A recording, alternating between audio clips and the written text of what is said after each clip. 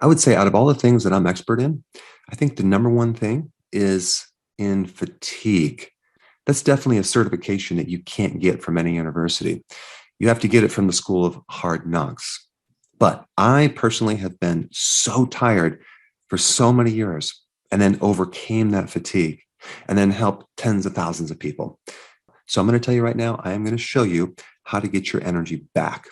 I was doing all the wrong things. I was trying to take all these pills and vitamins, but there was something else underneath my fatigue that I was missing. And until years later, when I finally figured it out, it was like I took a helmet off my head and I finally woke up. So let's talk about the 7 reasons why you're tired. The first reason is adrenal fatigue. You have too much cortisol. What's interesting about cortisol, it's a stress hormone that adapts your body to stress. And under stress, your body switches to running on glucose. Despite what your diet is, if you have too much stress, your body's going to basically run on glucose. This is why there's another name for cortisol, glucocorticoid. Okay, it's a glucocorticoid. It's a glucose type hormone meant for short-term energy. It's supposed to give you energy, but it ends up making you tired because it's going to mobilize a lot of glucose that's stored in your liver. And it's also going to make glucose out of protein and fat. That's called gluconeogenesis. So here you are having all this glucose flowing through your bloodstream, and then your blood sugar is going to increase, and then insulin's going to come in there and push it down. So when you go through chronic stress, that's when things start to go downhill, and all that glucose will just make you thoroughly exhausted. All right, so the more stress you have, the more your body runs on sugar. Now, there's a little gland in the brain called amygdala, and it's very similar to the adrenal glands on top of the kidney, but it works on your brain. In other words, it addresses a certain type of stress in your brain. And that specific stress is a fear type stress. It's a fear response. So amygdala has everything to do with different shades of fear, whether it's a very high level fear like you're shy to a major panic attack or you're terrified, or right in the middle, you have anxiety or you have worry. All those are fear states. And so anytime you have a fear state, the amygdala is involved, and it's going to affect a lot of different biological processes, like your ability to sleep, like your ability to get into a calm state. And anything that's related to fear is going to get you to avoid that fear. You probably heard of the saying, you must face your fears, right? Well, when you face your fears, they no longer are fears, because fear is about avoiding something. And as soon as you don't avoid it and you face it, you don't have it anymore. But the best remedies for an adrenal stress situation or an overactive amygdala would be to take vitamin B1, okay? Good amounts of B1 in the form of nutritional yeast. That is going to make you feel very calm. Now, some other things you can do is take ashwagandha. I have some more information on that in a link down below. But ashwagandha is an adaptogen. It increases your tolerance to stress. There's many other herbs that are adaptogens, but ashwagandha is one of the top herbs. And then we have sleep. More sleep, better control over your stress, better adrenal function. And I will get to sleep in a second. But the last thing I want to mention is physical work.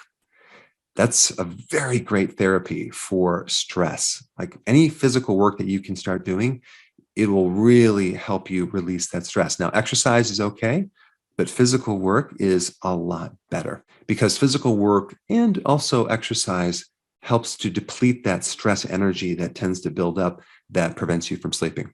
All right, number 2, sleep, okay? Poor sleep will make you tired. And many times you can't sleep because you have high cortisol, because you're stressed, especially if it's between 12 midnight and 2 o'clock in the middle of the night.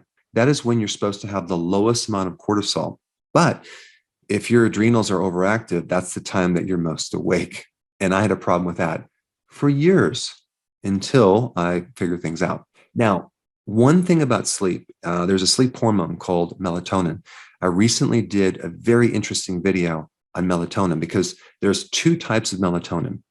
There is one type that's in your bloodstream and in the pineal gland But there's another type of melatonin that is in all of your cells. It's deep in the cells. It's called a subcellular melatonin.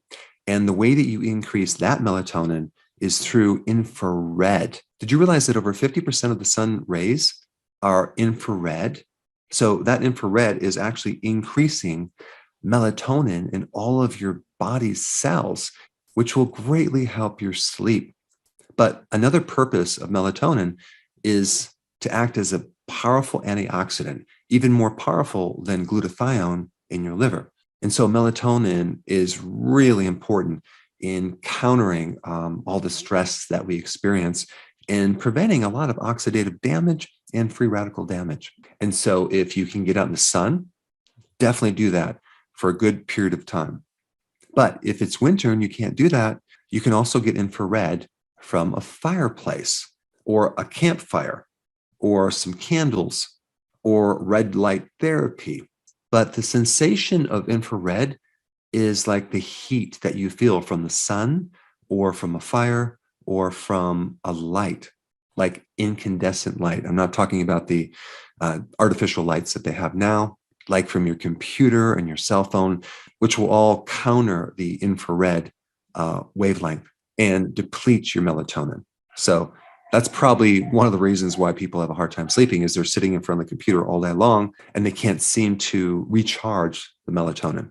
Now, the other thing I'm going to recommend for sleep, which is a really great protocol, which I use on my body, is I take 4 of my sleep aid, okay, right before bed, about 20 minutes, and 3 of my D3 and K2. That seems to work very effectively to get into a really nice deep delta wave sleep. And it's allowed me to get like even up to 9 hours of sleep. So I will use that when I need to sleep a little bit longer. But presently, my sleep cycles are in pretty good shape. Vitamin D3 helps to reset the sleep centers. It's great for jet lag, and it's very, very important in sleep cycles. And so taking vitamin D right before you go to bed is actually going to help you sleep. It's not going to wake you up. All right, number 3, post-viral syndrome, okay? So let's just say you just had COVID or some type of viral flu, and now you have this residual fatigue. You have chronic fatigue syndrome. Now, the medical term for this is called myalgic encephalomyelitis. Now, what does that mean? That's a fancy term for you have a combination of muscle pain and inflammation and soreness with inflammation of your brain causing cognitive deficits as well as fatigue. Now, that medical condition mimics the symptoms of a B1 deficiency as well as a B3 deficiency. So really what I think is going on is you have this inflammatory immune response, and it's creating massive oxidation, massive free radical damage. And you're going into this infection with an already empty bucket of B vitamins. And the residual fatigue that you have from this infection is really a vitamin deficiency. That's what it is. Primarily vitamin B1, but also the other B vitamins, as well as other nutrients as well. And so if you just had an infection and you start taking nutritional yeast and or B1, try to find a natural source, and you also took vitamin D3 with zinc, okay, you're going to start to have more energy. There's some other things that you can take too as powerful antioxidants like NAC, and not taking in melatonin, but being exposed to the infrared, which naturally increases melatonin, which I already mentioned is a very powerful antioxidant, probably even more powerful than glutathione. Now, the other point I want to bring up about viruses is that when you have existing viruses that are dormant in your body, they're called latent viruses, okay? So you had an infection, let's say in high school, like Epstein-Barr virus, and then 20 years later, it comes out of remission. It usually comes out of remission when you experience stress, because cortisol is an immune suppressive hormone. So it actually lowers your immune system. This is why a lot of people are on prednisone for all sorts of infections, because it gets rid of the symptoms. But what it's really doing, it's wiping out the inflammation but it's also wiping out the entire immune response. So when you have high levels of cortisol, your immune system temporarily goes to sleep and the door opens up for these viruses to come out and kick you when you're down.